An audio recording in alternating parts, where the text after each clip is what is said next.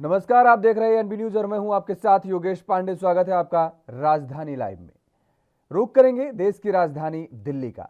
Supreme court के 2 जजों की बेंच आज जहांगीरपुरी में एमसीडी के बुलडोजर एक्शन मामले में सुनवाई करेगी। जस्टिस एल नागेश्वर राव और जस्टिस बी.आर. गवई की बेंच के सामने जमीयत उलेमा-ए-हिंद बनाम उत्तरी दिल्ली म्यूनिसिपल कॉरपोरेशन का मामला है। बताया जा रहा है कि यह सुनवाई सुबह 11:30 बजे के बाद होगी। जमीयत उलेमा-ए-हिंद ने एमसीडी की कार्रवाई के खिलाफ सुप्रीम कोर्ट में 2 याचिकाएं दाखिल की हैं। पहली याचिका में बिना नोटिस के बुलडोजर चलवाकर स्थानीय लोगों को उनके बुनियादी नागरिक अधिकार से वंचित करने की बात कही गई है, जबकि दूसरी अर्जी में देश के कई राज्यों में किसी भी आरोप के लिए अचानक बुलडोजर चलाने की सरकारी प्रवृत्ति पर रोक लगाने का आदेश देने की गुहार लगाई गई है। सुनवाई के दौरान याचिकाकर्ता बुधवार को हुई घटना का जिक्र करने पर भी विचार कर रहे हैं। उनका कहना है कि सुप्रीम कोर्ट के चीफ जस्टिस की अगुवाई वाली पीठ के स्थगन आदेश के 1.5 घंटे बाद भी बुलडोजर चालू रहना कोर्ट की अवमानना है और इसको लेकर नगर निगम पुलिस प्रशासन के खिलाफ कानूनी कार्रवाई की जानी चाहिए, ये मांग की गई है।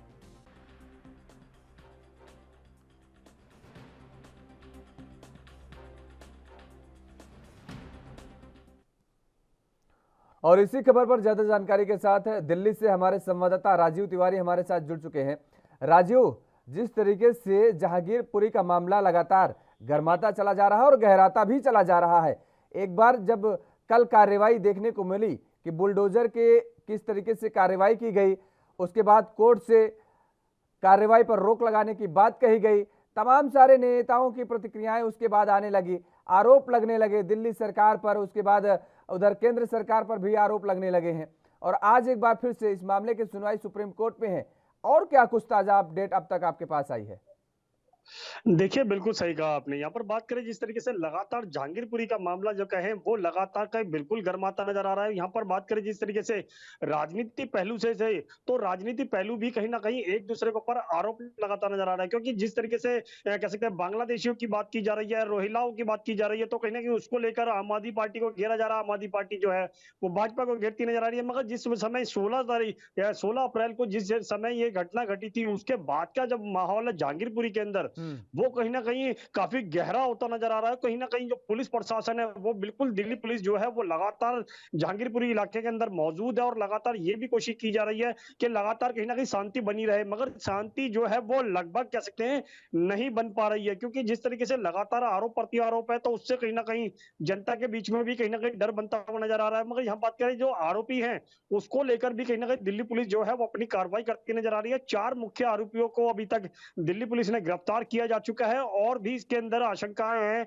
और लोगों के गिरफ्तार होने की। मगर यहाँ पर जिस तरीके से कल एमसीडी के द्वारा जिस तरीके से बुलडोजर चलाया गया और लगभग 1.5 घंटे तक कहीं ना कहीं सुप्रीम कोर्ट के ऑर्डर के बाद भी कहीं ना कहीं 1.5 घंटे तक बुलडोजर चलता रहा, फिर दोबारा से सुप्रीम कोर्ट का ऑर्डर आया और उसके बाद में ही कहीं ना कहीं दिल्ली पुलिस के द्वारा एमसीडी के बुलडोजर को रोका गया। मगर जिस तरीके से एमसीडी के द्वारा भी कहीं ना कहीं ये कहा गया कि जो एमसीडी का जो बुलडोजर है वो सिर्फ फुटपाथ पर जो कब्जा किया हुआ है उसको लेकर है, ना कि जहांगीरपुरी हिंसा को लेकर। मगर जिस तरीके से कार्रवाई की जा रही थी उससे साफ जाहिर था कहीं कहीं ना कहीं जो हिंसा हुई है उसको लेकर ही इस बुलडोजर को चलाया जा रहा है। मगर जहां पर बात करें सुप्रीम कोर्ट की, तो सुप्रीम कोर्ट के कल 2 बार ऑर्डर देने के बाद भी और कहीं ना कहीं जो पहला ऑर्डर था उसकी जब कह सकते हैं अनदेखी की गई एमसीडी के द्वारा, तो कहीं ना कहीं दोबारा से ऑर्डर देना पड़ा और उसके बाद में ही कहीं ना कहीं सुप्रीम कोर्ट के द्वारा आज फिर सुनवाई होगी और उसके अंदर भी एमसीडी को शायद फटकार पड़ सकती है। क्योंकि जब एक बार सुप्रीम कोर्ट ने ऑर्डर दे दिया तो उसके बाद भी कहीं ना कहीं एमसीडी का बुलडोजर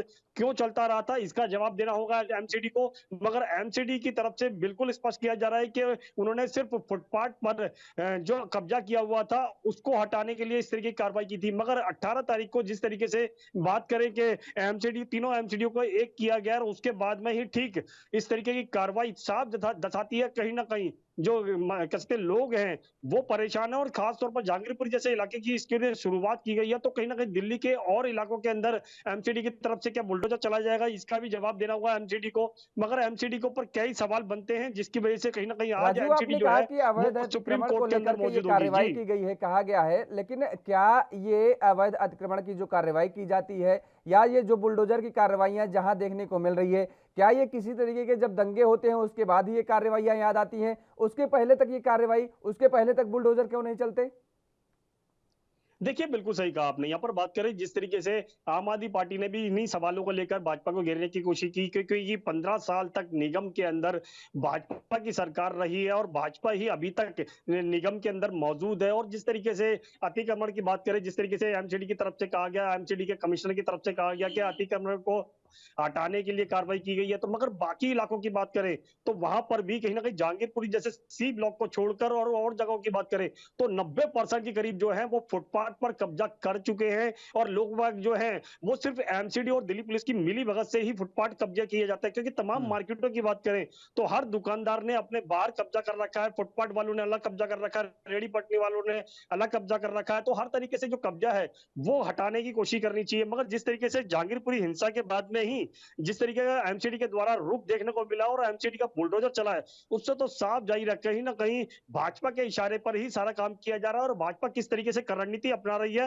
वो साफ सबके सामने देखने को मिल रहा है। मगर जिस तरीके से आज सुप्रीम कोर्ट के अंदर सुनवाई होगी और उसके अंदर एमसीडी क्या अपना पक्ष रखती है, क्या जवाब देती है, ये एमसीडी के निर्भर जवाब पर ही निर्भर होगा। मगर 12 बजे के करीब सुनवाई होगी तो उसके अंदर देखना होगा क्या एमसीडी क्या अपना पक्ष रखती है और भाजपा की तरफ से क्या बड़े दलील दिए जाते हैं। जी बिल्कुल। अगर सुरक्षा व्यवस्था का देखा जाए, क्योंकि मामला बेहद गर्माता नजर आ रहा है और तनावपूर्ण माहौल बना हुआ है जहांगीरपुरी को लेकर के, सुरक्षा की व्यवस्था को अगर देखा जाए तो वहां पर क्या नजारा देखने को मिल रहा है, राजीव?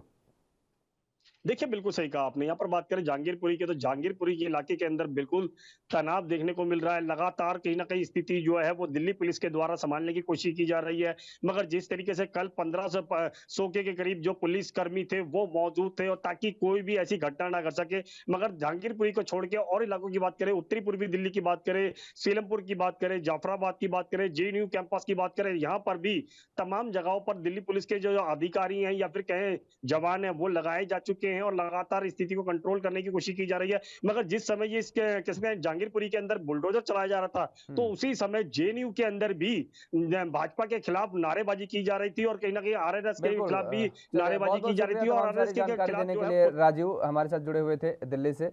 तो जिस तरीके से अब वहां जहांगीरपुरी का मामला जो गर्माता नजर आ रहा है और नेताओं की प्रतिक्रियाएं भी लगातार सामने आ रही हैं। खबरों में आगे बढ़ेंगे लेकिन रुकते हैं एक छोटे से ब्रेक के लिए। ब्रेक के बाद फौरन हाजिर होते हैं।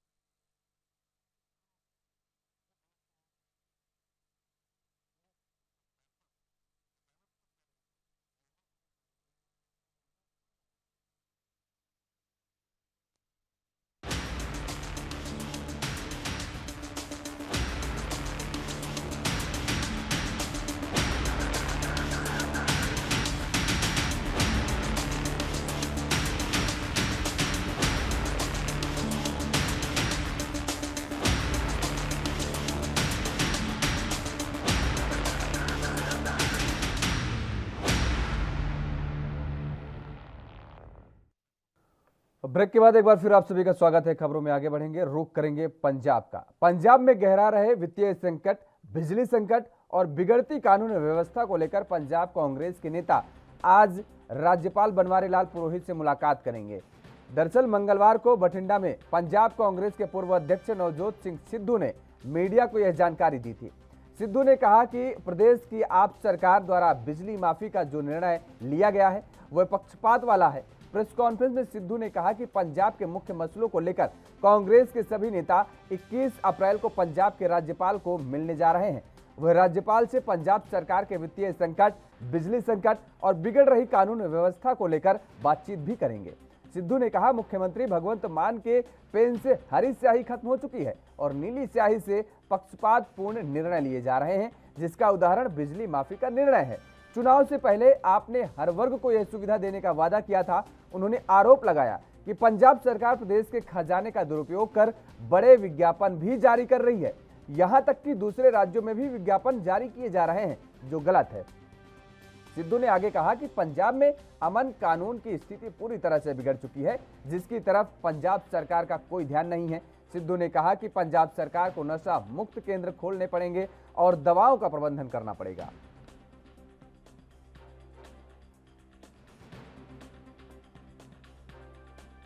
तो पंजाब के कई मुद्दों को लेकर के आज कांग्रेस के नेता मुलाकात करेंगे पंजाब के राज्यपाल से, और ये जानकारी पंजाब कांग्रेस के पूर्व अध्यक्ष नवजोत सिंह सिद्धू ने दी है।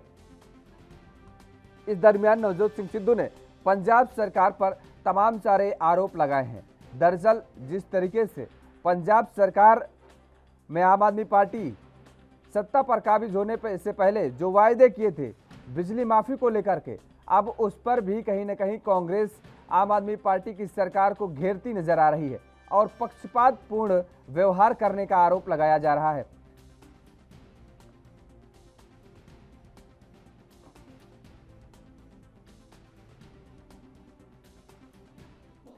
और इसी खबर पर ज्यादा जानकारी के साथ चंडीगढ़ से हमारे संवाददाता अमित कुमार हमारे साथ जुड़ चुके हैं। अमित, जिस तरीके से आज ये बताया जा रहा है कि पंजाब कांग्रेस के नेताओं के एक डेलीगेशन राज्यपाल बनवारी लाल से मुलाकात करेगा और उसमें पंजाब के तमाम सारे उन मुद्दों पर चर्चा की जाएगी जिन मुद्दों से जूझना पड़ रहा है पंजाब को, पंजाब की आम जनमानस को। और सबसे बड़ी बात यहां पर देखने वाली ये मिल रही है कि अब कहीं ना कहीं कांग्रेस में नवजोत सिंह सिद्धू एक्टिव होते नजर आ रहे हैं। जी बिल्कुल, अगर हम बात करें कि नवजोत सिंह सिद्धू इस बार प्रधान पद से हटाने के बाद ज्यादा एक्टिव होकर नजर आ रहे हैं। अगर हम बात करेंगे लगातार लोगों के बीच जा रहे हैं, लोगों के मुद्दे उठा रहे हैं और इसी एक अगर हम कहें कि लगातार कड़ी में आज पंजाब के राज्यपाल बनवारी लाल प्रोहित से मिलने जाएंगे, जिसमें पंजाब के कई अहम मुद्दे, जिसमें अभी लेटेस्ट जो एसवाईएल का मुद्दा खड़ा होता हुआ नजर आ रहा है, जिसमें हरियाणा में आम आदमी पार्टी के राज्यसभा मेंबर की तरफ से जो बयान दिया गया, तो उसके बाद पंजाब में एसवाईएल का मुद्दा बहुत ज्यादा गर्मा गया है। वो एक मुद्दा है। उसके दूसरी तरफ अगर हम बात करें कि पंजाब में जो फ्री बिजली देने के वादे आम आदमी पार्टी की तरफ से वादा किया गया था, उसमें लेकर जो नई शर्तें लगाई गई हैं, उस एक मुद्दे को लेकर भी अगर हम कहेंगे राज्यपाल से मिलने जाने की बात कही जा सकती है। और उसके अलावा पंजाब के हर एक मुद्दा अगर हम कहें कि विरोधियों में अब कांग्रेस जहाँ विरोधी पहुंच चुकी है, लगातार विरोधी पक्ष का रोल अदा करने की कोशिश की जा रही है। नवजोत सिंह सिद्धू भले ही प्रधान नहीं है, पर खुद को अभी भी उसी तरह से ट्रीट करते हुए नजर आ रहे हैं। अभी भी पार्टी लेवल के बड़े बड़े एक्शन और रिएक्शन देते हुए नजर आ रहे हैं। तो सवाल ये है कि आज की जो इस मुलाकात में जा रही है, पंजाब के राज्यपाल से मुलाकात करने जा रहे हैं, परमिशन भी मिल गई है और साथ में 3 लोगों को जाने की परमिशन दी है। मतलब कि ये नवजोत सिंह सिद्धू का 3 और पार्टी के कार्यकर्ता होने वाले हैं। अब सवाल ये है कि क्या पंजाब कांग्रेस के नए प्रधान राजा अमरिंदर सिंह मणि उनके साथ होंगे या नहीं, ये एक बड़ी बात होगी। क्योंकि अगर वो यहाँ पे नहीं होते उनके साथ, तो कहीं ना कहीं जो इंटरनल पार्टी फाइट्स की हम बात कर रहे थे, वो अभी भी चलती हुई नजर आएगी। जी अमित, आपने ये बड़ी बात कही है कि अगर पंजाब कांग्रेस के अध्यक्ष इस डेलीगेशन में मौजूद नहीं रहते हैं, और सबसे बड़ी बात यहाँ पर देखने वाली ये निकल करके आ रही है कि आपने भी कहा कि अध्यक्ष पद से हटने के बाद नवजोत सिंह सिद्धू कुछ ज्यादा ही एक्टिव नजर आ रहे हैं। कांग्रेस के अंदर बगावत देखने को मिल रही है, फूट देखने को मिल रही है। आपने देखा होगा कि पिछले दिनों जब महंगाई को लेकर के कांग्रेस धरना प्रदर्शन कर रहे थे, उस दौरान भी सिद्धू के साथ झड़प हो गई थी कांग्रेस के नेताओं से ही। ऐसे में अगर आज ये फूट फिर देखने को मिल जाए बाहर, तो कहीं ना कहीं अब आम आदमी पार्टी को और बल मिल जाएगा, क्योंकि सरकार को तो घेरने का काम कांग्रेस जरूर कर रही है, लेकिन आम आदमी पार्टी सरकार को ये तो एहसास हो ही जाएगा कि दो धड़े में कांग्रेस बटी हुई है, पहले कांग्रेस अपने आप को एक कर पाए। जी बिल्कुल, देखिए पंजाब में अगर कोई मेन ऑपोजिशन बची है तो कांग्रेस ही है। पर अगर कांग्रेस ऑपोजिशन रोल तभी अदा कर पाएगी अगर एकजुट होकर रहे। वहीं अगर हम बात जैसे आपने बताया कि जब महंगाई को लेकर किया गया था, तब यूथ कांग्रेस के प्रधान वरिंदर ढिल्लों और नवजोत सिंह सिद्धू के बीच में एक जनबन हो गई थी, जिसके बाद पूरे प्रोटेस्ट को एक बड़ा झटका लगा था। उसके बाद अगर हम कहें कि आज का प्रोटेस्ट भी एक तरह से हम कह सकते हैं मुलाकात काफी अहम है, क्योंकि जो मेन मुद्दे हैं पंजाब में बिजली संकट के पावर कट्स शुरू हो चुके हैं, वही बात लॉ एंड ऑर्डर को लेकर है। साथ साथ फाइनल मुद्दा जो अभी रिसेंटली उठा है एसवाईएल का मुद्दा, ये 3 और अहम मुद्दे हैं। इन तीनों अहम मुद्दों को लेकर चर्चा की जा सकती है। पर सवाल ये है कि नवजोत सिंह सिद्धू अकेले एज अ पार्टी रिप्रेजेंटेटिव जा रहे हैं, क्योंकि अब ना वो विधायक रहे हैं, ना ही वो पार्टी के प्रधान रहे हैं। तब सवाल ये होता है कि क्यों उनके साथ कोई और बड़ा सीनियर नेता क्यों नहीं है? कम से कम अगर उनके तौर पे कहें, क्योंकि अगर क्या उन्हें पार्टी का सपोर्ट है या नहीं, ये एक बड़ा सवाल है। क्योंकि अगर कंबाइंड फ्रंट नज़र आता है, तो बहुत अच्छा है। फिर हम कह सकते हैं कि कांग्रेस ने अपना मेन रोल जो अब क्योंकि ऑपोजिशन में आ गए तो उन्होंने निभाना शुरू कर दिया है। पर अगर नहीं आता है कोई साथ में, तब एक बड़ा सवाल खड़ा हो जाएगा कि क्या कांग्रेस अभी 2 हिस्सों में बटी हुई है? क्योंकि जब राजा बड़ी उनके साथ जाएँगे या नहीं जाएँगे, इसके ऊपर नवजोत सिंह सिद्धू तो पूछा गया था और मैंने अभी तक इनवाइट नहीं किया है, पर उनको इनवाइट भेजूँगा और अगर वो साथ चलना चाहेंगे तो वो बिल्कुल हमारे साथ चलें, क्योंकि पार्टी पंजाब कांग्रेस के प्रधान है, वो उनका हक बनता है हमारे साथ इस मीटिंग में जाना। तो सवाल ये है कि खुद सब कुछ डिसाइड होने के बाद पंजाब कांग्रेस के प्रधान को बुलाया जा रहा है और क्या वो आएँगे या नहीं आएँगे, बड़ा सवाल है। और ये आज 11 बजे की मीटिंग में देखने को मिले नवजोत सिंह सिद्धू के साथ कौन पहुँचते हैं पंजाब के राज्यपाल से मुलाकात करने। बिल्कुल, ये देखने वाली बात होगी अमित कुमार, लेकिन सबसे बड़ी बात यहाँ पर एक और देखने को मिल रही है कि लीड करना चाहिए प्रदेश अध्यक्ष को, और ये सिद्धू साहब कह रहे हैं कि अगर उनको हमारे साथ चलना हो तो वो चलें। तो ये भी एक अपने आप में एक अहम कई सवाल छोड़ जा रहे हैं। चलिए, बहुत बहुत शुक्रिया तमाम सारी जानकारी देने के लिए। अमित हमारे साथ जुड़े हुए थे और उन्होंने तमाम सारी जानकारी दी। फिलहाल रुकते हैं एक छोटे से ब्रेक के लिए, ब्रेक के बाद फौरन हाजिर होते हैं।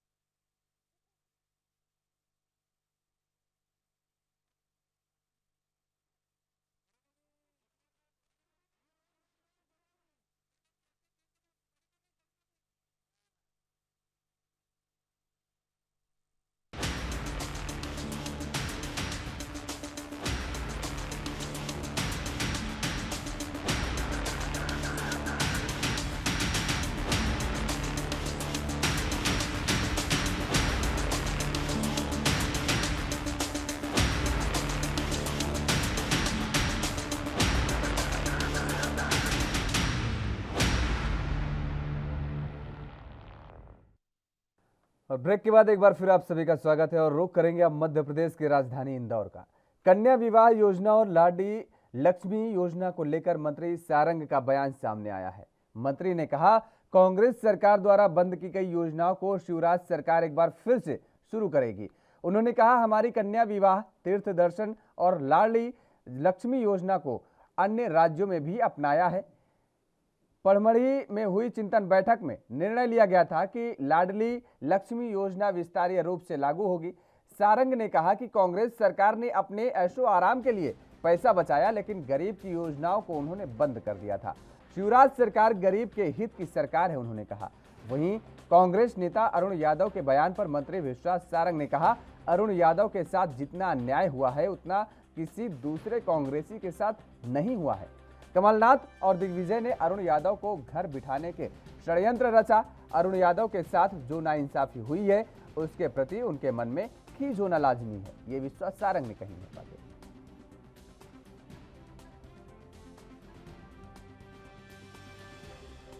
तो कांग्रेस सरकार द्वारा बंद की गई योजनाओं को एक बार फिर से मध्य प्रदेश सरकार शुरू करेगी।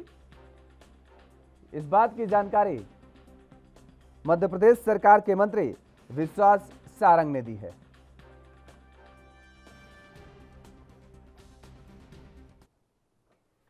और इसी खबर पर ज्यादा जानकारी के साथ इंदौर से हमारे संवाददाता गणेश तिवारी हमारे साथ जुड़ चुके हैं। गणेश, विश्वास सारंग ने जिस तरीके से कांग्रेस पर निशाना साधा और हमला भी बोला कि कांग्रेस अपने ऐशो आराम के लिए जो जनहित की योजनाएं थी, जब कांग्रेस की सरकार थी तो उन योजनाओं को बंद करने का काम किया गया, लेकिन अब मध्य प्रदेश की सरकार एक बार फिर से इन योजनाओं को शुरू करेगी। और इन योजनाओं में कुछ योजनाओं को उन्होंने गिनाया और कौन कौन सी ऐसी योजनाएं हैं जिनको फिर से शुरू किया जाएगा। और दूसरा सवाल यहाँ पर एक और उठता है कि आखिर अगर ये योजनाएं बंद की गई थी तो इतनी देरी क्यों इनकी शुरुआत में हो रही है।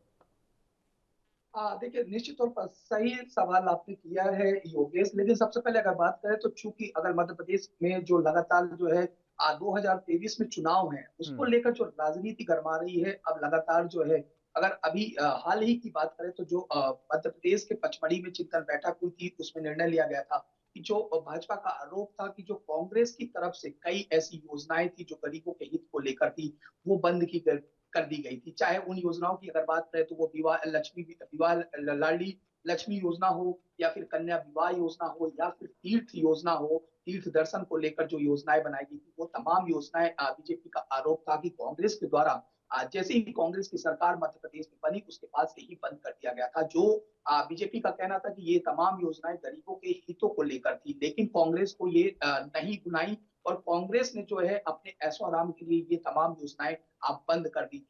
जिसके बाद जो है मध्य प्रदेश के पचमढ़ी में जो है मुख्यमंत्री शिवराज सिंह चौहान ने अपने तमाम करीबी मंत्रियों के साथ जो है एक चिंतन बैठक की थी, और चिंतन बैठक करने के बाद जो है उन्होंने निर्णय लिया था कि जो मध्य प्रदेश में कन्या विवाह योजना, जो लाडली लक्ष्मी योजना थी, जो तीर्थ दर्शन योजना थी, वो एक बार भी पुनः चालू होगी। हालांकि इसमें से अगर बात करें योगेश, तो जो तीर्थ दर्शन योजना है वो ऑलरेडी 19 अप्रैल से जो है प्रारंभ हो चुकी है। मुख्यमंत्री शिवराज सिंह चौहान ने इसको हरी झंडी देकर तीर्थ दर्शन योजना को लेकर जो है ट्रेन भी रवाना कर दी है, जिसमें कई तीर्थार्थी जो है सवार होकर तीर्थ दर्शन को लेकर निकल पड़े हैं, और जिन्होंने हालांकि वापस से पुनः से इस योजना के चालू होने पर मुख्यमंत्री शिवराज सिंह चौहान के इस कार्य को सराहा भी है। वहीं अगर कन्या विवाह योजना की बात करें तो कन्या विवाह योजना आज यानी कि 21 अप्रैल से जो है पहला विवाह योजना का कार्यक्रम जो है इस योजना के अंतर्गत होने जा रहा है, जो कि मध्य प्रदेश के सीहोर जिलों में होने जा रहा है, जहां पर जो कन्याएं हैं, जो मध्य प्रदेश की जो बच्चियां हैं, उनके विवाह में 55,000 रुपए की सहायता राशि जो है मध्य प्रदेश सरकार द्वारा दी जाएगी, सरकार की तरफ से की जाएगी, और ये अपने आप में एक अहम योगदान भी माना जाएगा। चलिए, बहुत बहुत शुक्रिया तमाम सारी जानकारी देने के लिए। गणेश तिवारी हमारे साथ जुड़े हुए थे इंदौर से। तो रुकते हैं एक छोटे से ब्रेक के लिए, ब्रेक के बाद फौरन हाजिर होते हैं।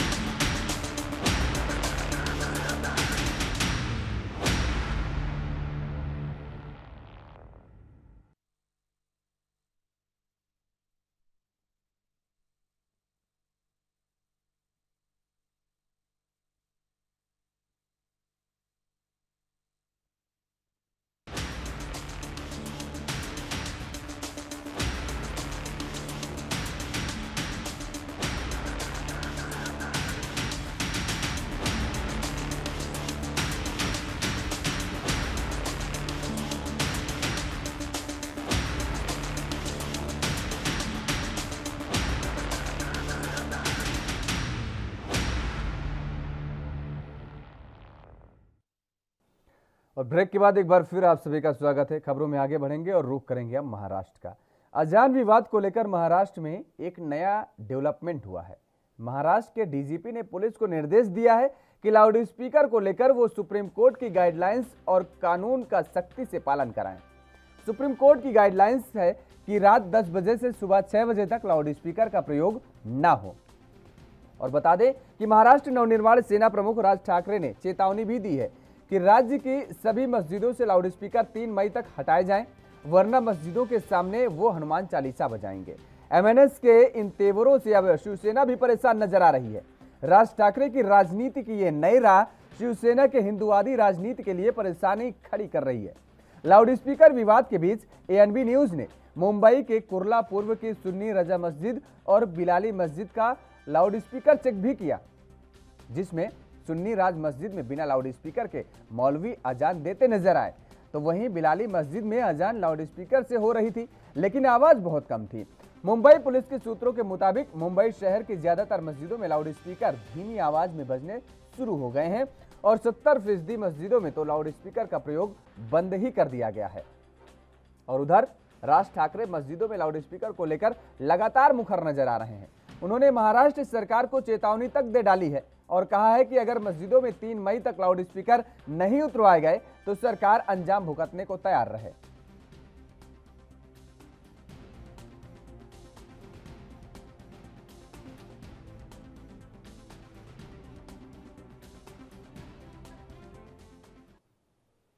और इसी खबर पर ज्यादा जानकारी के साथ मुंबई से हमारे संवाददाता सत्य प्रकाश जुड़ चुके हैं हमारे साथ। सत्य प्रकाश, लाउडस्पीकर का मामला भी अब महाराष्ट्र में सबसे ज्यादा गर्माता नजर आ रहा है और दूसरी तरफ जो महाराष्ट्र सरकार के लिए मुसीबत खड़ी करते नजर आ रहे हैं वो राज ठाकरे, उन्होंने तो चेतावनी तक दे डाली।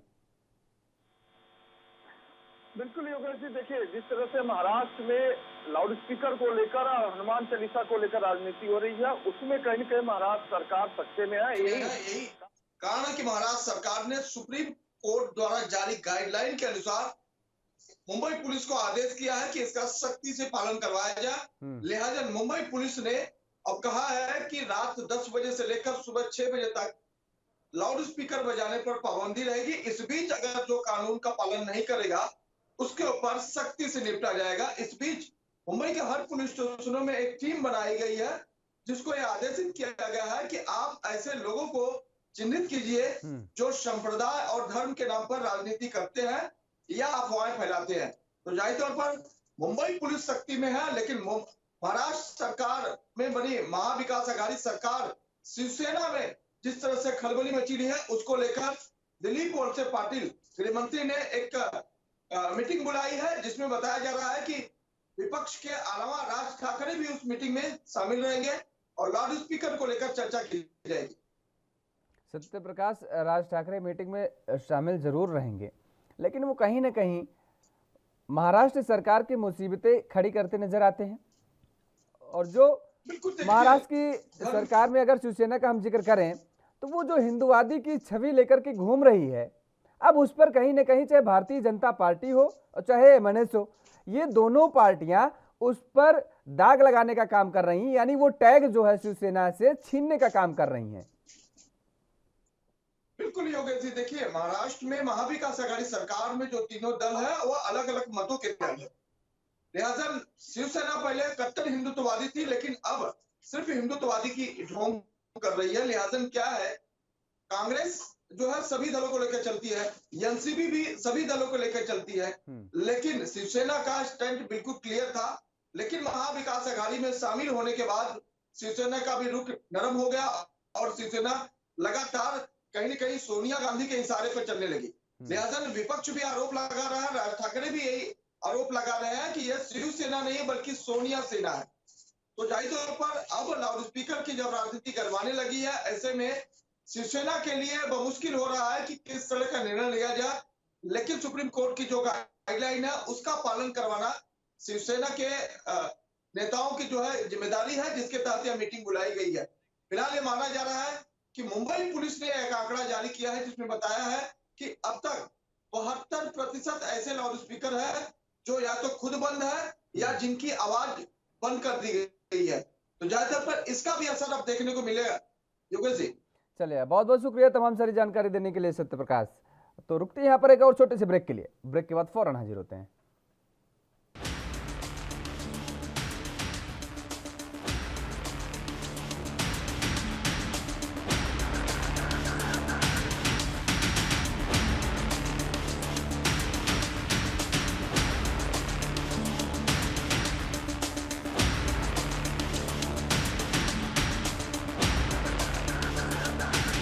राजधानी लाइव में अब रुख करेंगे हिमाचल प्रदेश का। हिमाचल प्रदेश की राजधानी शिमला से खबर है, देश भर में कोरोना संक्रमण के मामले बढ़ने के कारण हिमाचल प्रदेश में भी मास्क पहनना अनिवार्य किया जाएगा। कोरोना के मामले लगातार बढ़ते जा रहे हैं, प्रदेश में पाबंदियां लागू हो सकती हैं। इसके तहत शिमला जिला प्रशासन ने इस संबंध में संज्ञान भी लिया है। जिला प्रशासन इस संबंध में बैठक कर जल्द ही आदेश भी जारी कर सकता है। दरअसल शिमला में रोजाना अन्य राज्यों से हजारों पर्यटकों की उमड़ रही भीड़ को देखते हुए प्रशासन ने संज्ञान लिया है और ऐसे में जल्द ही कोविड नियमों का पालन सुनिश्चित करवाने का आदेश भी जारी हो सकता है। मास्क पहनना अनिवार्य करने पर प्रशासन विचार कर रहा है और इसके तहत मास्क न पहनने वाले पर्यटकों व स्थानीय लोगों पर कार्रवाई का प्रावधान भी किया जाएगा। जिला प्रशासन ने पड़ोसी राज्यों में बढ़ रहे कोरोना के मामलों को देखने के बाद यह फैसला लिया है कि आने वाले दिनों में मास्क की अनिवार्यता को फिर से लागू किया जाएगा और इसके साथ ही शारीरिक दूरी और लोगों को कोरोना के सभी नियमों का पूरी तरह से पालन करवाने की हिदायत भी दी जाएगी। जिला उपायुक्त आदित्य नेगी ने कहा कि शहर में पूरे देश से सैलानी आ रहे हैं और उन सैलानियों का पर्यटन विभाग से लेकर सभी विभाग पूरी आवाभगत कर रहे हैं। आने वाले दिनों में कोरोना के मामले दूसरे राज्यों में बढ़ते हैं तो जिला में मास्क लगाना और एक स्थान पर ज्यादा भीड़ जुटाने पर रोक लगाई जाएगी। लोगों को इसके लिए जागरूक भी किया जाएगा।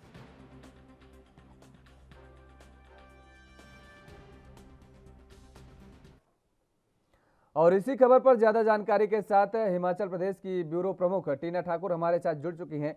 टीना, जिस तरीके से शिमला प्रशासन ने यह बैठक की और बैठक के बाद ये बताया जा रहा है कि जल्द ही कोरोना के बढ़ते आंकड़ों को देखते हुए कोई बड़े फैसले लिए जा सकते हैं, मास्क अनिवार्य किए जा सकता है हिमाचल प्रदेश में और भी तमाम सारी जो कोविड की गाइडलाइंस है उनको अनिवार्य किया जा सकता है। और क्या कुछ अपडेट है इस पर आपके पास?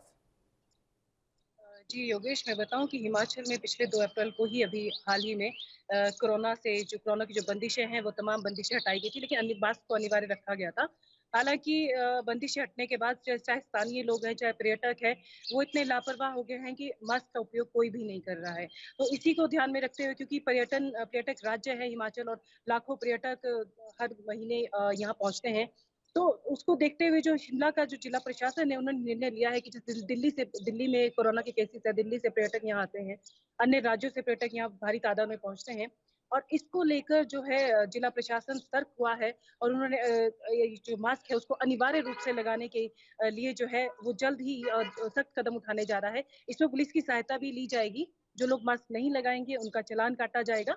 तो इस तरह से जो है कोरोना की जो मामले हैं हिमाचल में लगातार जो कम होते जा रहे थे, हालांकि जो पिछले कल है वो 14 मामले कोरोना के सामने आए हैं। तो इसको जो आदित्य नेगी हैं शिमला के जो उपायुक्त हैं, उन्होंने जो ये संज्ञान ये स्वतः लिया है कि हिमाचल जो शिमला है हिमाचल की जो राजधानी है, यहाँ हर रोज जो पर्यटक यहाँ पे पहुंच रहे हैं उनकी जो लापरवाही है कहीं ना कहीं से वो स्थानीय लोगों पे भारी ना पड़ जाए। बिल्कुल, उसको देखते हुए ये कड़े फैसले लिए जा सकते हैं। और आपने जो बताए आंकड़े, इसके साथ ही अगर हम ये जिक्र करें कि पूरे हिमाचल प्रदेश में अब तक कोरोना के कितने मामले अभी एक्टिव केस वर्तमान में हैं, तो क्या आंकड़ा बता रहा है? जी, अभी वैसे हिमाचल की अगर बात करें तो जो 4 जिले हैं वो कोरोना मुक्त हो चुके हैं और 69 जो केसेस है वो पूरे हिमाचल में जो एक्टिव केसेस है, पिछले कल इसमें 14 केसेस जुड़े हैं, तो टोटल केसेस जो 69 है वो अभी तक हिमाचल में सक्रिय केसेस हैं।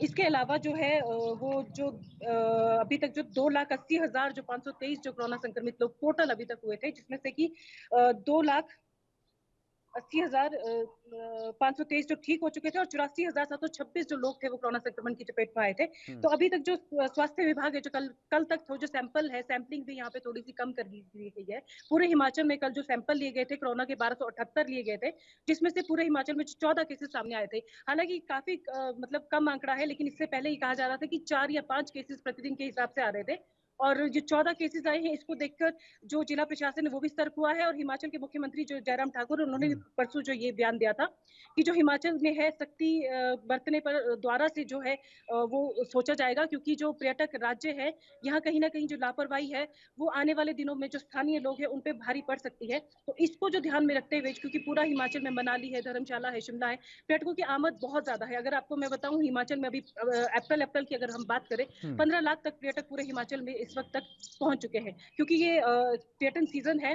15 अप्रैल के बाद हमारा पर्यटन सीजन शुरू होता है। हालांकि ये जो नहीं, ये जो 15 लाख का आंकड़ा आप बता रही हैं टीना ठाकुर, क्या अगर ये कोविड की जो गाइडलाइंस हैं इनमें सख्ती बरतने के लिए आदेश जारी किए जाते हैं तो क्या पर्यटकों पर कुछ प्रभाव पड़ेगा? पर्यटकों का जो रुख होने लगा है एक बार फिर से हिमाचल प्रदेश की तरफ, क्या उसमें लगाम लग सकती है थोड़ी बहुत? बिल्कुल, बिल्कुल योगेश, आप सही कह रहे हैं, क्योंकि जब पिछली बार भी कोरोना की जो सख्ती से गाइडलाइन जब लागू की गई थी, जब कोरोना की जो ये रिपोर्ट्स हैं या वैक्सीनेशन की जो रिपोर्ट्स हैं, वो जब अनिवार्य की गई थी दिखानी, तो काफ़ी फ़र्क पड़ गया था, क्योंकि सेकंड वेव के बाद हिमाचल में जो पर्यटक है वो काफ़ी कम संख्या में पहुँच रहे थे। हम्म। अगर मैं पिछले 2 सालों का आंकड़ा आपको बताऊँ, वैसे जो हिमाचल है पर्यटन राज्य है, हर साल जो 2 करोड़ पर्यटक यहाँ पे पहुँचते हैं, लेकिन 2020 में जो है वो केवल 15 लाख पर्यटक यहाँ पे पहुँच पाए थे, और 2021 में जो है वो 32 लाख तक आंकड़ा 32 या 55 लाख तक आंकड़ा पहुंच पाया था। तो इसी तरह अगर मैं अभी ये करंट ईयर की बात करूं, तो अभी जनवरी माह में 7 से 8 लाख पर्यटक यहाँ पे पहुंचे थे, और अगर हम पिछले महीने की बात करें तो 15 लाख पर्यटक पिछले महीने पहुंचे थे, और 10-12 लाख ये इस अप्रैल माह का आंकड़ा है। तो अमित कश्यप जो है यहाँ के पर्यटन जो कमिश्नर है, उन्होंने ये कहा था कि जो कोरोना की वेव के बाद जो पर्यटन का जो कारोबार है जो पटरी से उतर चुका था, वो धीरे धीरे पटरी पर आ रहा है, और इसको हर संभव कोशिश की जाएगी पर्यटन, क्योंकि पर्यटन से बहुत सारी जो आजीविका है हिमाचल में बहुत लोगों की जुड़ी हुई हैं, तो इसको जो है पटरी पर लाने के लिए हर संभव प्रयास किया जाएगा। हालांकि अगर कोरोना की जो बंदिशें हैं वो सख्ती से लागू की जाती है, जैसे मास्क अनिवार्य किया जाता है, या वैक्सीनेशन की रिपोर्ट अनिवार्य की जाती है, या आरटीसीपी रिपोर्ट अनिवार्य की जाती है, तो निश्चित तौर पे जो पर्यटक है वो कम यहाँ पे पहुंचते हैं, वो लोग बिल्कुल। आना बंद कर देते हैं। हाँ, कहीं ना कहीं उसमें लगाम लगेगी और पर्यटकों का जो रुख होगा हिमाचल की तरफ वो कम होने लगेगा। चलिए, बहुत बहुत शुक्रिया तमाम सारी जानकारी देने के लिए। टीना ठाकुर हमारे साथ जुड़ी हुई थी, हिमाचल प्रदेश की ब्यूरो प्रमुख हैं। और अब रुख करेंगे उत्तराखंड का। उत्तराखंड की राजधानी देहरादून से खबर है। उत्तराखंड के मुख्यमंत्री दरअसल पुष्कर सिंह धामी के लिए अपनी सीट छोड़ने की घोषणा करने वाले भाजपा विधायक ने इस्तीफा सौंप दिया है, जिसके बाद अब यह तय हो गया है कि मुख्यमंत्री धामी आखिर किस सीट से उपचुनाव लड़ेंगे। दरअसल ये भी बता दें आपको कि चंपावत से भाजपा विधायक कैलाश गहतोड़ी ने प्रदेश भाजपा संगठन को अपना त्यागपत्र सौंप दिया है। पार्टी सूत्रों के अनुसार अब इस बारे में विमर्श कर केंद्रीय नेतृत्व को प्रस्ताव भेजा जाएगा, और इसके साथ ही अब यह तय हो गया है कि मुख्यमंत्री धामी चंपावत से ही उपचुनाव लड़ेंगे। विधानसभा चुनाव में भाजपा ने 70 में से 47 सीटें जीतकर 2/3 बहुमत हासिल किया, लेकिन मुख्यमंत्री खुद खटीमा से चुनाव हार गए थे, और इसके बावजूद भाजपा नेतृत्व ने धामी पर विश्वास जताते हुए उन्हें लगातार दूसरी बार मुख्यमंत्री बनाया। और अब धामी का 6 माह के भीतर विधानसभा का सदस्य बनना है, और सूत्रों ने बताया है कि चंपावत की जिला इकाई की ओर से मुख्यमंत्री को चंपावत से उपचुनाव लड़ाने का प्रस्ताव प्रदेश नेतृत्व को भेजा गया है। अब विधायक गहतोड़ी ने भी अपना त्यागपत्र प्रदेश संगठन को भेजा है। हालांकि सीट तभी खाली होगी जब गहतोड़ी विधानसभा अध्यक्ष को अपना त्यागपत्र सौंपेंगे।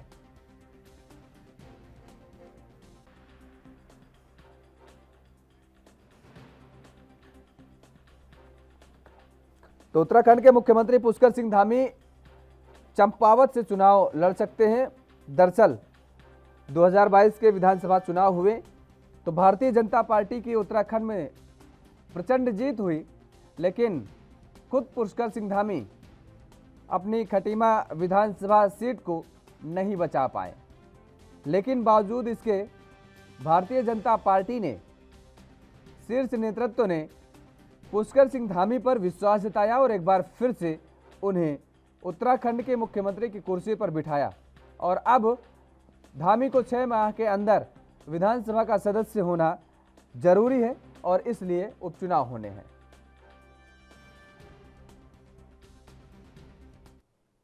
और इसी खबर पर ज्यादा जानकारी के साथ देहरादून से हमारे संवाददाता अमित चौधरी हमारे साथ जुड़ चुके हैं। अमित, जिस तरह से अब ये कयास लगाए जाने शुरू हो गए हैं कि गहतोड़ी ने जब इस्तीफा सौंपा है संगठन को, हालांकि उनका इस्तीफा तभी ये माना जाएगा जब वो प्रदेश अध्यक्ष को सौंपेंगे, तब वो सीट खाली होगी।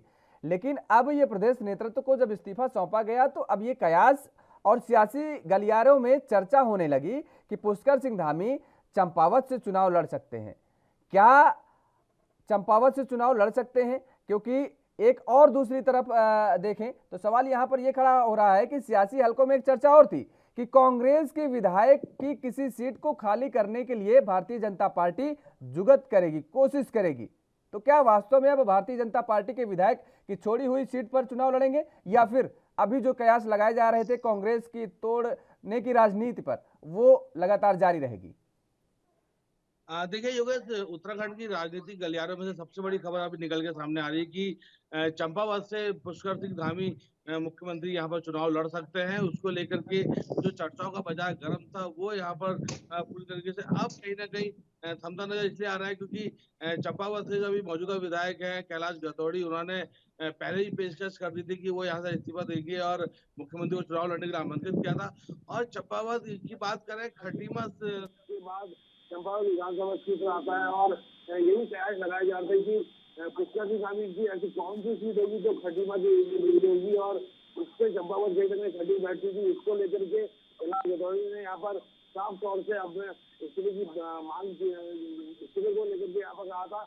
पार्टी हाईकमान यहाँ पर संगठन को भी उन्होंने इस्तीफा दे दिया, लेकिन अभी विधानसभा उनकी खत्म तभी मानी जाएगी जब वो विधानसभा अध्यक्ष को यहाँ पर इस्तीफा सौंपेंगे। लेकिन जो कयास लगाए जा रहे थे कि मुख्यमंत्री कहाँ से चुनाव लड़ेंगे, तो चंपावत हालांकि कहा जा सकता है नंबर एक पर कहा जा सकता है। इसके अलावा जो सरकार को बचा जा था कांग्रेस के विधायक यहाँ पर सीट छोड़ेंगे, ऑप्शन था मुख्यमंत्री के पास, क्योंकि कांग्रेस के विधायक यहाँ पर हरी धामी ने भी उनको आमंत्रित किया था धारचूला सीट से।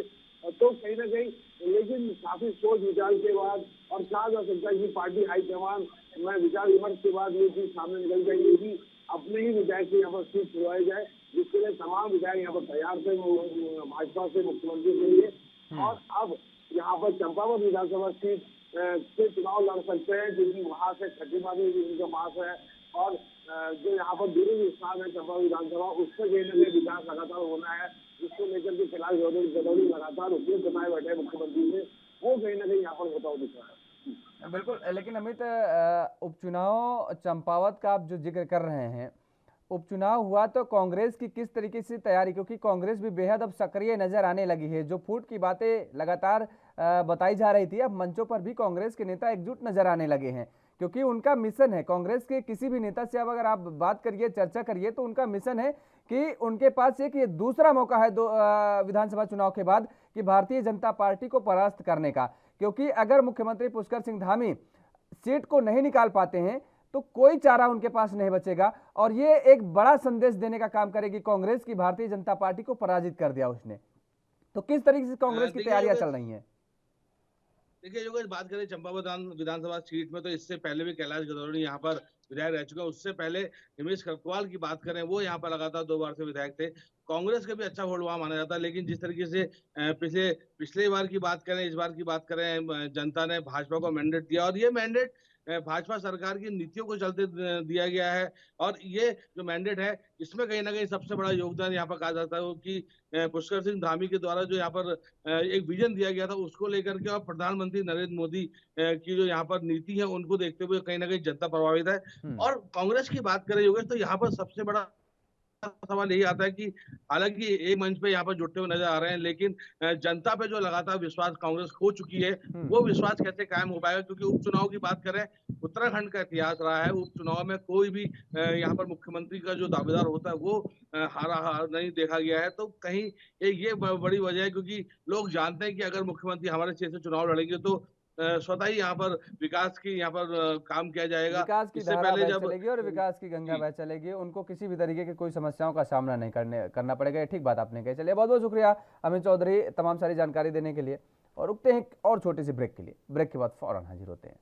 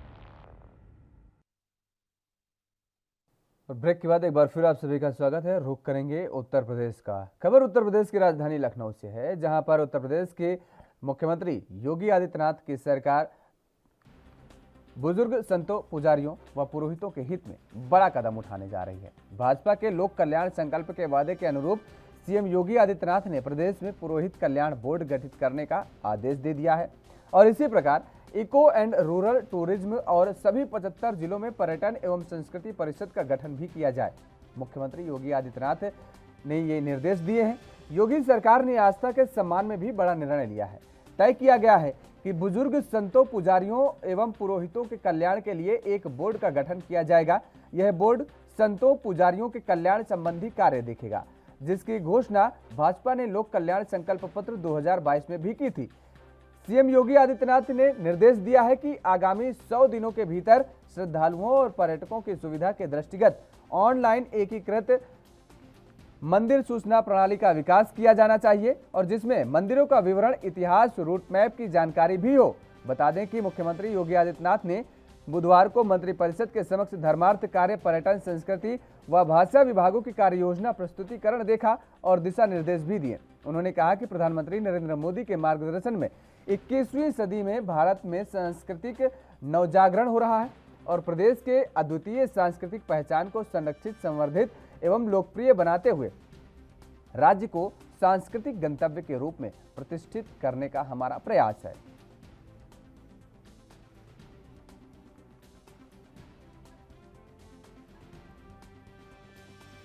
तो उत्तर प्रदेश के मुख्यमंत्री योगी आदित्यनाथ ने बैठक की और बैठक में मुख्यमंत्री योगी आदित्यनाथ ने अधिकारियों को सख्त निर्देश दिए हैं। बुजुर्ग संतों के हित में सरकार एक बड़ा कदम उठाने जा रही है। दरअसल पुरोहित कल्याण बोर्ड गठित करने के निर्देश दिए हैं मुख्यमंत्री योगी आदित्यनाथ ने।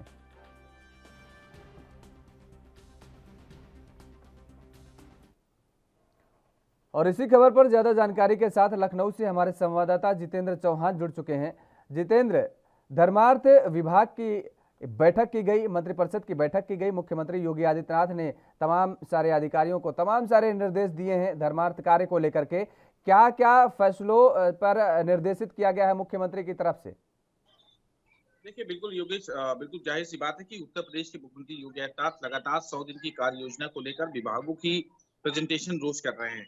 कल धर्मार्थ कार्य, ग्राम्य विकास और समेत जो विभाग है उनकी प्रेजेंटेशन दी गई और उस पर चर्चा हुई और साथ ही साथ एक मंत्रिपरिषद की जो बैठक थी, इन पे कहीं ना कहीं धर्मार्थ का जो प्रेजेंटेशन था, संस्कृति विभाग का था, उस पर कहीं ना कहीं प्रेजेंटेशन के बाद उत्तर प्रदेश के मुख्यमंत्री योगी आदित्यनाथ ने कहा है कि जो बुजुर्ग संत है और जो संतों के बारे में उत्तर प्रदेश सरकार, क्योंकि मुख्यमंत्री योगी आदित्यनाथ खुद एक महंत है, तो जाहिर सी बात है कि वो हिंदुत्व का हमेशा चेहरा रहे, फायर ब्रांड नेता भी रहे हिंदुत्व के, तो जाहिर सी बात है कि संतों के बारे में भी सोचना पड़े, क्योंकि वो साफ तौर पर कहा जा सकता है कि वो भी एक महंत है और जिसको देखते हुए वो बुजुर्ग संतों के बारे में, क्योंकि ऐसा देखने को मिलता है कि संतों का शायद उनके परिवार में जब वो संन्यास लेते कोई उनका देखभाल करने वाला नहीं होता है, तो उसके लिए उनके हित में भी उत्तर प्रदेश के मुख्यमंत्री योगी आदित्यनाथ ने कहा है कि बुजुर्गों जो संत है उनके लिए कल्याण बोर्ड का गठन किया जाए और इस पे कहीं ना कहीं नजर है, क्योंकि बुजुर्ग जो संत है उनकी सेवाओं को देखते हुए भी ये बोर्ड का गठन करने को कहा गया है और उनके पेंशन से लेकर तमाम जो व्यवस्था है उसको सुनिश्चित करने का कहा गया है और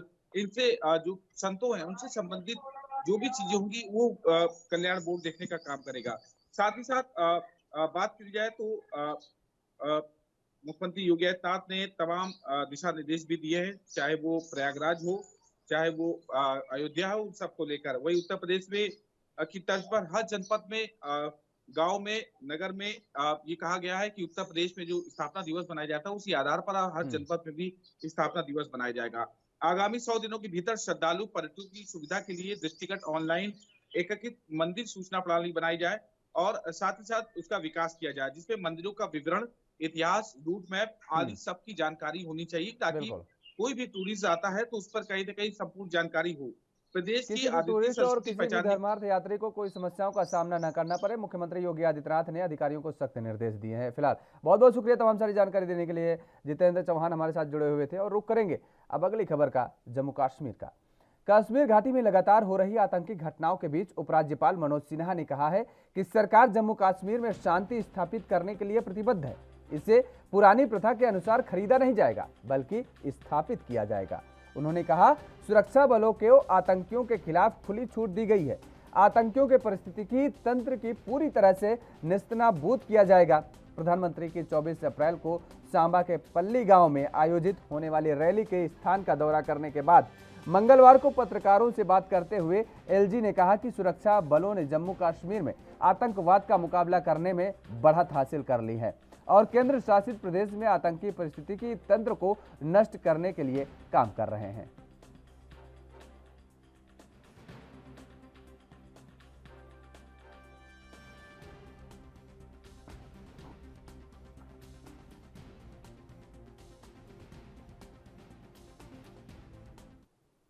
और इसी खबर पर हमारे साथ जम्मू कश्मीर से रविंद्र श्रीवास्तव जुड़ चुके हैं ज़्यादा जानकारी के साथ। रविंद्र, 24 तारीख को जिस तरीके से प्रधानमंत्री नरेंद्र मोदी का सांबा जिले का दौरा माना जा रहा है और उसको लेकर के एलजी ने निरीक्षण भी किया और जिस तरीके से जम्मू कश्मीर में अमन शांति को लेकर के चर्चाएं की जा रही हैं उसको लेकर के भी अब उन्होंने अपनी प्रतिक्रिया रखी है, लेकिन फिलहाल जानने की ये चाहेंगे और दर्शकों को बताइए कि क्या प्रोग्राम है 24 तारीख को जिसके तहत प्रधानमंत्री नरेंद्र मोदी का सांबा जिले का दौरा है और उनमें किस तरीके के प्रोग्राम को एक खाका तैयार किया गया है। जी देखिए, सबसे पहले बताऊं कि पल्ली गांव जो है वहां पर सोलर प्लांट लगाया गया है। जो पूरा गांव है उस सोलर प्लांट के साथ चलेगा, क्योंकि जो लाइट है उस गांव में जितनी भी लाइट है जहाँ वहां पर जितने भी काम होते हैं वो सोलर प्लांट वहां पर लगाया गया है, वो उसी के जरिए होगा। और पीएम का दौरा 24 तारीख को पल्ली गांव का है, उसको एसपीजी द्वारा अपने अधीन ले लिया गया है। पूरी सुरक्षा चाक चौबंद कर दी गई है। कल कठुआ में भी 5 जो संदिग्ध हैं उनको पकड़ा है, उनसे पूछताछ की जा रही है। और कहा जाए तो प्रधानमंत्री का दौरा जो है वो राष्ट्रीय पंचायत दिवस पर है। वहां से वो एक क्लिक के जरिए देश की सभी पंचायतों को पुरस्कार राशि जो है वो देंगे और एक क्लिक के जरिए उनके पास वो राशि भी पहुंच जाएगी। पीएम जो है वो 5 एक्सप्रेस वे का शिलान्यास करेंगे, वह साथ ही बनिहाल टनल का उद्घाटन भी करेंगे, जिसमें कहा जाए कि जिससे कम से कम कश्मीर जाने का 1 घंटे का सफर जो है उसमें कमी आ जाएगी। वहीं ग्राउंड ब्रेकिंग सेरेमनी में 3,08,082 करोड़ रुपए का निवेश जमीन पर उतारेंगे। आज जो है यूएई का दल जब से 370 हटा है उसके बाद जम्मू कश्मीर में प्रधानमंत्री का ये पहला दौरा है। और जिस प्रकार से उपराज्यपाल लगातार काम भी कर रहे हैं और उसी के चलते अब यूएई का दल जो है यहाँ निवेश की संभावनाएं तलाशने के लिए पहुंच रहा है। और वहीं पीएम मोदी से भी उनकी मुलाकात जो है वो होगी, क्योंकि जिस प्रकार से लगातार कश्मीर घाटी के अंदर आतंकियों का सफाया किया जा रहा है, आज भी एक एनकाउंटर जो है चल रहा है। हालांकि उसमें 3 जवान जो है मामूली रूप से जख्मी हुए हैं और एक स्थानीय नागरिक जो है वो जख्मी हुआ है। तो कहीं ना कहीं जिस प्रकार से प्रधानमंत्री का दौरा है तो वो कहीं कहा जाए तो एक अपने आप में एक अहम दौरा जो है वो माना जा रहा है। कई योजनाओं को जो वो है हरी झंडी दे सकते हैं।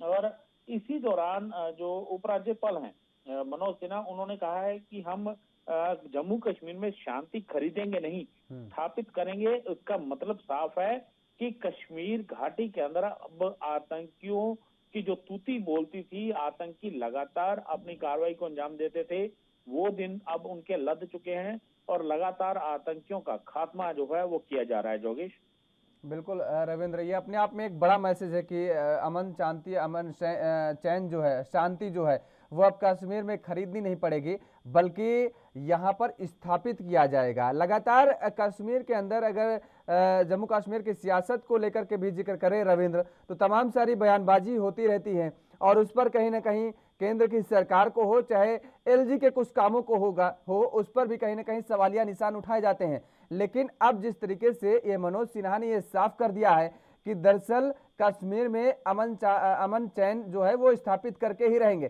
तो कहीं ना कहीं आतंकियों के लिए उन्होंने ये एक संदेश तो देने का काम किया है। लेकिन ये जो सियासी दल हैं जो बौखलाए रहते हैं, जो टिप्पणी करते रहते हैं, उनके लिए भी कहीं ना कहीं एक ये बड़ा संदेश है। जी बिल्कुल योगेश, देखिए जब से 370 हटा है उसके बाद से लगातार कश्मीर घाटी के अंदर आतंकियों का सफाया जो है वो किया जा रहा है। तो जिस प्रकार से उपराज्यपाल ने यह बयान दिया है कि हम शांति खरीदेंगे नहीं, स्थापित करेंगे, तो इससे ये अंदाजा लगाया जा सकता है कि कश्मीर घाटी के अंदर जो सुरक्षा बल हैं उनके हाथ खोल दिए गए हैं, ताकि घाटी के अंदर से आतंकवाद का सफाया किया जा सके और वहां पर तरक्की जो है उसको फिर से नए सिरे से शुरू किया जा सके, वहां तरक्की की बयार जो है उसको बढ़ाया जा सके।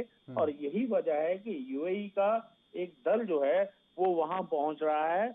कहीं ना कहीं वहां पर फैक्ट्रीज लगेंगी और भी कई काम होंगे, कई बड़े मॉल जो हैं वहां पर स्थापित किए जाएंगे, जिससे वहां के स्थानीय युवाओं को रोजगार मिलेगा, तरक्की बढ़ेगी। अमन शांति की तरफ अगर कदम उठा रही है सरकार, तो ऐसे में आतंकियों का सफाया जो है वो जरूरी है। पाकिस्तान की सरकार भी जो है वो चेंज हो चुकी है, इमरान खान जा चुके हैं, तो ऐसे में वहां की सरकार को भी समझना होगा कि अगर वो अपने देश की तरक्की चाहते हैं तो सबसे पहले आतंकवाद का सफाया करना होगा। और जिस प्रकार से आतंक की फैक्ट्रियां पाकिस्तान के अंदर चल रही हैं, खासकर के पीओके की बात करूं तो पीओके के अंदर अभी भी कई लॉन्चिंग पैड जो हैं वो सक्रिय किए जा चुके हैं, ताकि आतंकियों की घुसपैठ जो है फिर से करवाई जा सके। लेकिन जिस प्रकार से कश्मीर घाटी के अंदर शांति स्थापित हुई है, तो पाकिस्तान को भी सोचना होगा कि आखिरकार हम भी अपने देश में शांति स्थापित करने के लिए आतंकवाद जो है उसका खात्मा करना बेहद जरूरी है। बिल्कुल आप ठीक बात कह रहे हैं। चलिए, बहुत बहुत शुक्रिया तमाम सारी जानकारी देने के लिए। रविंद्र श्रीवास्तव जम्मू कश्मीर से जुड़े हुए थे हमारे साथ, जिन्होंने तमाम सारी जानकारी दी है। दरअसल जम्मू कश्मीर के एलजी जो है उन्होंने अब साफ कर दिए हैं कि दरअसल शांति यहाँ पर खरीदनी नहीं पड़ेगी, अब शांति स्थापित की जाएगी। और राजधानी लाइव में फिलहाल मेरे साथ इतना ही। देश और दुनिया की तमाम खबरों के लिए आप देखते रहिए एएनबी न्यूज़। नमस्कार।